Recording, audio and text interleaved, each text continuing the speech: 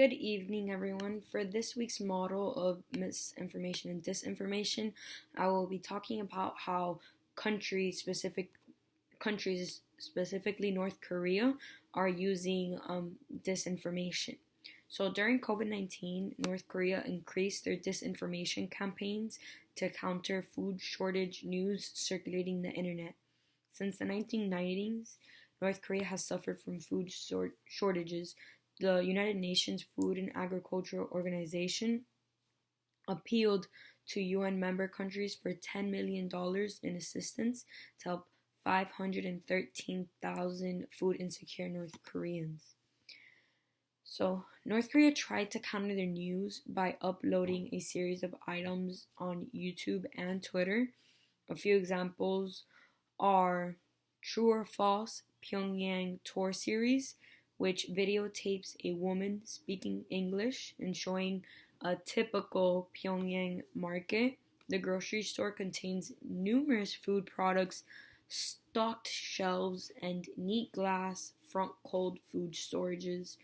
The message is clear that there is no food shortage and that they prefer domestic goods over imports.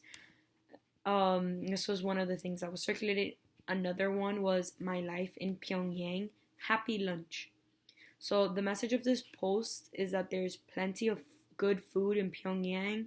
There's a woman that goes to a seafood restaurant that looks as nice as some of the best restaurants in Seoul, and she sits on glass tables. She catches there's a pond and she catches fresh fish to be able to grill, and that there's enough food for everyone. There's even dining.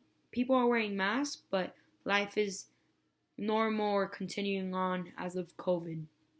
And then there's another one called Back to Campus Pyongyang Tour Series. Now, this focuses on students returning to university and how happy they all are to be back at their studies.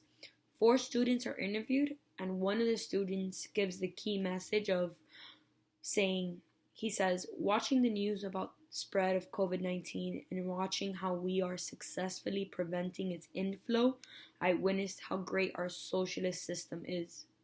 Obviously, this message is about them apparently being COVID free and that North Korea has no cases of COVID-19.